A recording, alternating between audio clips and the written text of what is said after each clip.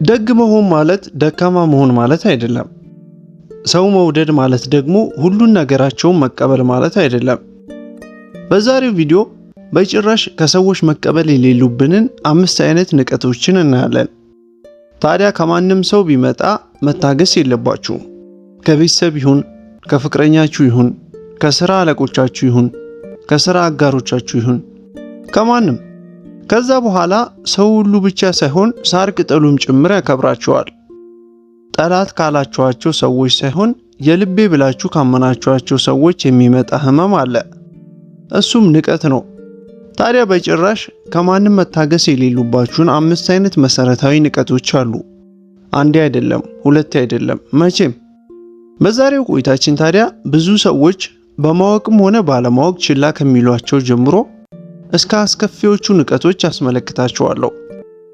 አንዴ እነዚህን ህጎች ከተገበራችሁ ታዲያ አንዴ ራሳችሁን መከላከል ከጀመራችሁ ህይወታችሁ የተሻለ ይሆንላችኋል። ይሄ ህግ ቤተሰብ የሚጠነክርበት፣ የፍቅር ህይወት ይበልጥ ጤናማ የሚሆንበት፣ በህይወታችሁ ደስተኛ የምትሆኑበት ነው። እንደ ወትሮ እንግዲህ አስቀድሜ ቪዲዮዬን ላይክ እያደረጋችሁ ሁሌም ስለምታበረታቱኝ ከልቤ እያመሰገንኩ እጀምራለሁ። ለግራር ቻናል አዲስ የሆናችሁ ደግሞ ሰብስክራይብ በማድረግ ቤተሰባችን ሁኑ። አንደኛ፣ ሰዎች ሲዋሻችሁ። መጀመሪያ የሚያጠፋችሁ የሰዎች ክህደት ሳይሆን ቀስ በቀስ የምትላመዱት ውሸታቸው ነው። ከዛ ቀድሞ የሚመጣው ትንሽም ይሁን ትልቅ ውሸታቸው ነው። ምክንያቱም ውሸት ሐቅን ብቻ አይደብቅም፣ ቀስ በቀስ እውነታን እንደገና ይጽፍባችኋል። የሆነ ሰው ሲዋሸን ትንሽም ውሸት ይሁን ትልቅም ውሸት ይሁን ማለት ነው። አብዛኛችን የምናደርገው ምንድን ነው? እንዳላወቅን እናስመስላለን፣ ችላ እንላቸዋለን፣ ወይም በቀልድ አስመስለን እናልፈዋለን። ያንን ማድረግ ግን አቁሙ። የሆነ ሰው ሲዋሻችሁ እናንተ ለእውነቱ ያን ያህል ጠቃሚ አይደላችሁም እያላችሁ ነው። ሁሌ ውሸታቸውን ስትቀበሉ ታዲያ በዛ ሐሳባችሁ እየተስማማችሁላቸው ነው። ምክንያቱም ውሸት ቃላቱ ብቻ ሳይሆን በሱ ስር የሚተላለፈው ሌላ ትልቅ ቀይ መስመር አለ። ለእናንተ ግልጽ ለመሆን እንደማያምኗችሁ፣ ለእናንተ ግልጽ ለመሆን እንደማይፈልጉ፣ ምንም ቢያደርጉ እንደምትቆዩላቸው ነው በስውር እያሰቡ ያሉት። ለዛ ነው በጭራሽ መታገስ ከሌሉባችሁ ንቀቶች መካከል አንደኛው ውሸት ነው ያልኳችሁ። በምትኩ ታዲያ ማድረግ ያለባችሁን እንመልከት። እውነታውንና እናንተ ተገቢ ነው የምትሉትን ነገር መናገር። እንደዛ አይደለም፣ እኔ ምን እንደተከሰተ ጠንቅቄ ያውቃለሁ ብላችሁ እውነታው ጋር ስቲክ ሆናችሁ መቅረት። ያኔ ታዲያ በደንብ ተመልከቱ። እውነተኛ ሰዎች ይቅርታ ይጠይቋችኋል፣ ነገሩን ለማስተካከል ቃል ይገባሉ። በምትኩ መጥፎ ለማታለል ብቻ የቀረቧችሁና ወንበዴ ሰዎች ግን ይበሳጫሉ፣ ወይም ሌላ ብዙ ውሸት እየጨማመሩ ነገሩን ያወሳስቡታል። አሁን ማን እንደሆኑ በደንብ ታውቃላችሁ። ሰዎች በድንገት አይዋሹም፣ በምርጫ ነው የሚዋሹት። ማንን መዋሸት፣ ማንን ማታለል፣ ማንን ማጃጃል እንዳለባቸው ጠንቅቀው ያውቃሉ። አንዳንዱ ውሸት ደግሞ ዓላማ አለው። ወይ ተጠያቂነታቸውን ለማሸሽ፣ አሊያም ሁኔታውን ለመቆጣጠር፣ ወይ ደግሞ የሆነ የሚፈልጉትን ነገር በማግኘት እናንተን በመጉዳት ራሳቸውን ለመከላከል ሲሉ ይዋሻሉ። ታዲያ ፐርፌክት የሆነ ሰው አያስፈልጋችሁም፣ ወይም ፐርፌክት የሚባል ሰው የለም። ይልቅ ባይመች እንኳ እውነቱን የሚናገር፣ ብታምኗቸው የማይከዷችሁ ሰዎች ናቸው የሚያስፈልጓችሁ። ስለዚህ ይህንን አስተውሉ። የታገሳችሁት የመጀመሪያው ውሸት በኋላ ለምትቀበሉት ንቀት መጀመሪያ ይሆንላችኋል። ሁለተኛ ደግሞ ሰዓታችሁን የማያከብሩላችሁ ሰዎች። አንድ ጥያቄ ልጠይቃችሁ እስቲ። የሆነ ሰው ለደቂቃዎች ወይም ለሰዓታት ተቀምጣችሁ ጠብቃችሁ ታውቃላችሁ? ከዛም ምንም እንዳልተፈጠረ በኋላ ላይ በመምጣት ያለ ይቅርታ ያለ ማብራሪያ ይቀላቀሏችኋል። በዛ ሰዓት ምን አይነት ስሜት ይሰማችኋል? የሆነ ሰው ሰዓታችሁን ሲንቅባችሁ እያረፈደ ብቻ አይደለም፣ ይበልጥ ጥልቅ የሆነ ነገርን እየነገራችሁም ጭምር ነው። የእናንተ ጊዜ ሰዓታችሁ ከኔ አይበልጥም እያላችሁ ነው። ይህ አስከፊው ነገር ነው። ምክንያቱም ጊዜ በጣም ዋጋ ያለው ውዱ ሀብታችሁ ነው። መልሳችሁ ልታገኙት የማትችሉት ውዱ ሀብታችሁ ነው። በጭራሽ ተመልሶ አይመጣም። የሆነ ሰው ጊዜያችሁን ሲያባክን ታዲያ እየሰረቀባችሁ ነው። በምን መንገድ እንደሚሰርቅባችሁ ደግሞ ልንገራችሁ። ሁሌ እያረፈዱ ሲገኙላችሁ፣ ቀጠሮቻችሁን ባለቀ ሰዓት ሲሰርዙ፣ የሆነ ነገር ለማድረግ የገቡትን ፕሮሚስ በጭራሽ ሳያደርጉ ሲቀሩ፣ በእነዚህ ሁሉ አጋጣሚዎች ነው ጊዜያችሁን እየሰረቁባችሁ ያሉት። አብዛኛው ሰው ደግሞ አውቆም ይሁን ሳያውቅ ይህንን ሲቀበለው ይኖራል። ነገር ግን የሆነ ሰው ቢያከብራችሁ ጊዜያችሁንም ያከብርላችሁ ነበር እኮ። ባሉት ሰዓት ይገኙ ነበር። የገቡትን ፕሮሚስ ይጠብቁ ነበር። እንደማይጠቅም ሰው ተጎልታችሁ ረጅም ጊዜ እንድትጠብቋችሁ አያደርጓችሁም ነበር። ምክንያቱም እኛ ሰዎች ስንባል ለሚጠቅመን ነገር በደንብ አድርገን ጊዜ እንሰጣለን። እስቲ አስቡት፣ የሆነ የሚጠቅመን ትኩረታችንን የሚስብ ነገር ቢገጥመን በጭራሽ አንረሳው፣ አንዘነጋው። ሁሌ እንገኛለን ለዛ ነገር ተዘጋጅተን በሰዓቱ። ስለዚህ የሆነ ሰው በተደጋጋሚ ያንን ለእናንተ ማድረግ ከተሳነው በእነሱ ህይወት ቀዳሚ ነገር አይደላችሁም እናንተ ማለት ነው። ያም ጥሩ ነው። ጊዜያችሁን ማክበር ከራሳችሁ ይጀምራል። ባለቤቱ የጣለውን አሞሌ ባለ ዕዳ አሸከመው። ሁሌም የምትገኙላቸው ከሆነ ሲያረፍዱ፣ ሲያስተባብሉ፣ ሲቀሩ፣ በሌላኛው ቀን ሲመጡ ደግሞ እጃችሁን ዘርግታቸው የምትቀበሏቸው ከሆነ ምንም ይፈጠር ምን ሁሌም የምትጠብቋቸው ከሆነ ሰዎች ጊዜያችሁ ስትራክቸር እንደሌለው ማመን ይጀምራሉ። በፈለጉት ሰዓት በፈለጉት ሁኔታ በመጠቀም እንደምትቀበሏቸው ያምናሉ። ገደብ ማስቀመጥ ስትጀምሩ ግን ሁሉም ነገር ይለወጣል።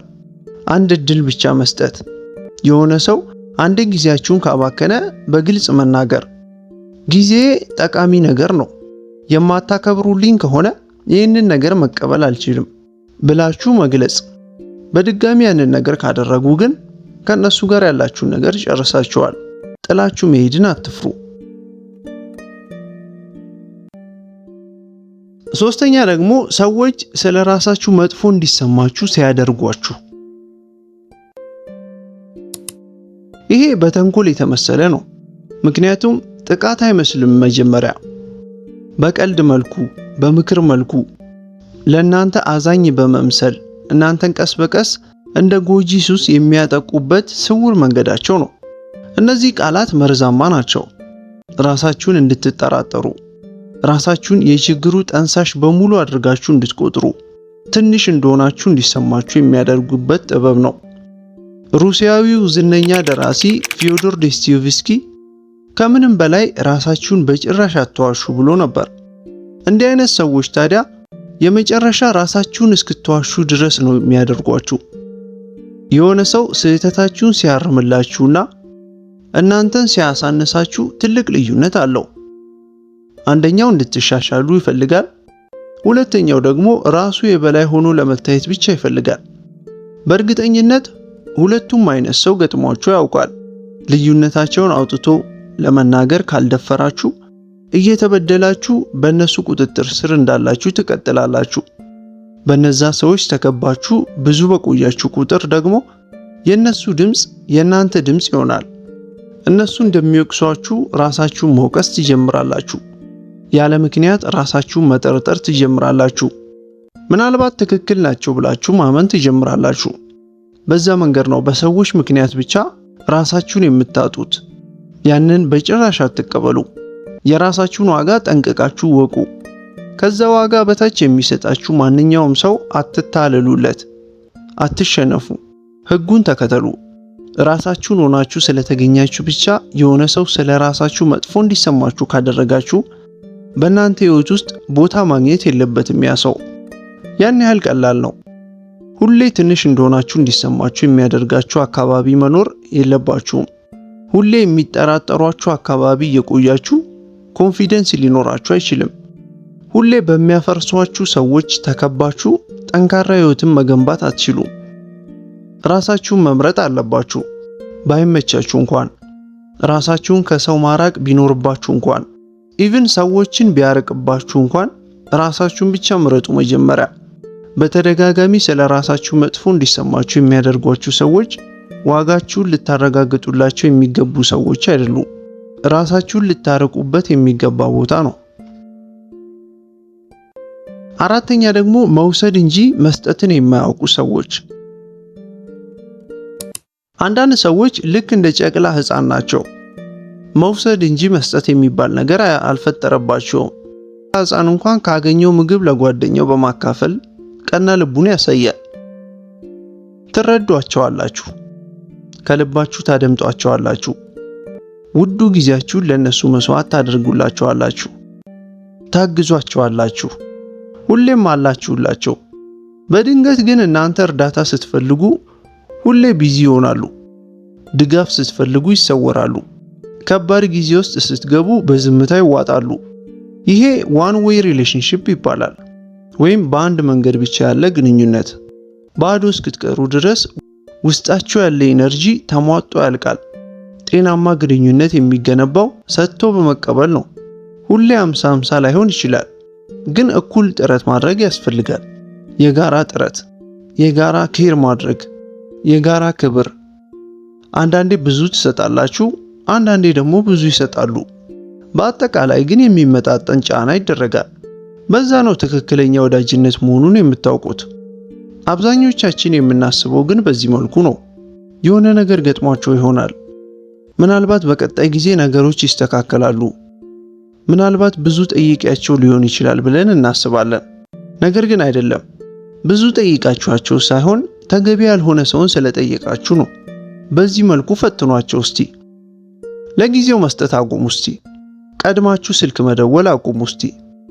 ቀድማችሁ ሜሴጅ መላክ አቁሙ እስቲ። መርዳት፣ ሁሌ ነገሩን ለማቅናት መሞከር እስቲ አቁሙ እና የሚከሰተውን ተመልከቱ። ቶሎ ተደናግጠው መጥተው ምን አጠፋው ብለው በመጠየቅ ነገሩን ፊክስ ለማድረግ የሚሞክሩ ከሆነ ኬር ያደርጋሉ ማለት ነው።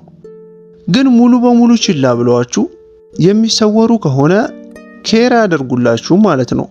እንደውም እስከ ዛሬ ትከሻቸው ላይ ተሸክሞ እንደቆዩት ትልቅ ሸክም እና አውርደው እንደተገላገሉት ይሆንላቸዋል። ሲሰወሩ ታዲያ እናንተን ፈልገው ሳይሆን የምትሰጧቸውን ነገር ብቻ ፈልገው ቀድሞውኑ እንደቀረቧችሁ መገንዘብ ትችላላችሁ። ያ እውነት ታዲያ ለጊዜው ሊጎዳችሁ ይችላል፣ ግን ነፃ ያወጣችኋል።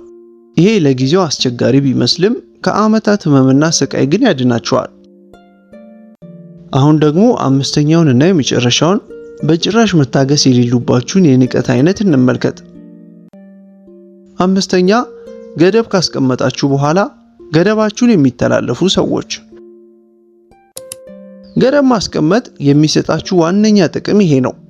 እነዛን ሰዎች ገደብ አይቀይራቸውም፣ ግን ማንነታቸውን ፍንትው አድርጎ ያሳያቸዋል። ገደብ ማለት ራሳችሁን ለመከላከል የምታስቀምጡት ህግ ነው። አትጩህብኝ፣ በዚህ መልኩ በድጋሚ እንዳታወራኝ፣ ስለኔ ህይወት ለሌሎች ሰዎች አታወራብኝ። እንደዚህ አይነትና ሌሎች ቀላል እናንተን ሴፍ ሆናችሁ እንድትቆዩ የሚያደርጉ ህጎች ናቸው። ታዲያ የሆነ ሰው ያስቀመጣችሁትን ገደብ እየጣሰ በየጊዜው የሚተላለፍባችሁ ከሆነ ስላልገባው ሳይሆን ስለወሰነ ነው። ኦኬ ሰምቻለሁ፣ ግን አይ ዶንት ኬር የሚል ውሳኔን በውስጡ ስለወሰነ ነው። ለዛ ነው ይሄ በጭራሽ መታገስ የሌለባችሁ የንቀት አይነት የሆነው። ህጉን እየሰበሩ ብቻ ሳይሆን በአጠቃላይ እንደማያከብሯችሁም እያሳያችሁ ነው። ያንን በጭራሽ አትቀበሉ። ታዲያ ገደባችሁ በኋላ ላይ መዘዝ የማያመጣ ከሆነ ተራ ህግ ነው ማለት ነው።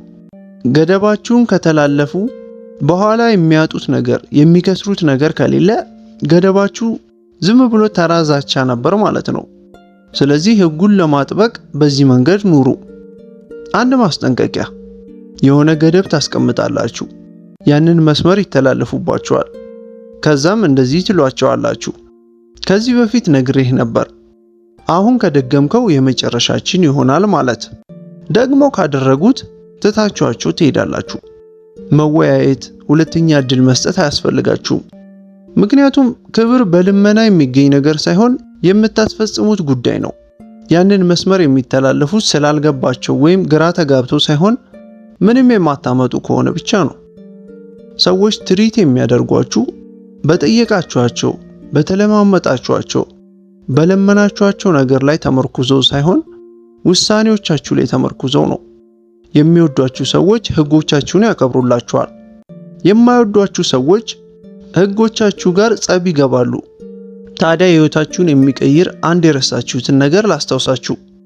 ራሳችሁን ስለተከላከላችሁ፣ ራሳችሁን ስለመረጣችሁ ለሰዎች ማብራሪያ የመስጠት ግዴታ የለባችሁም።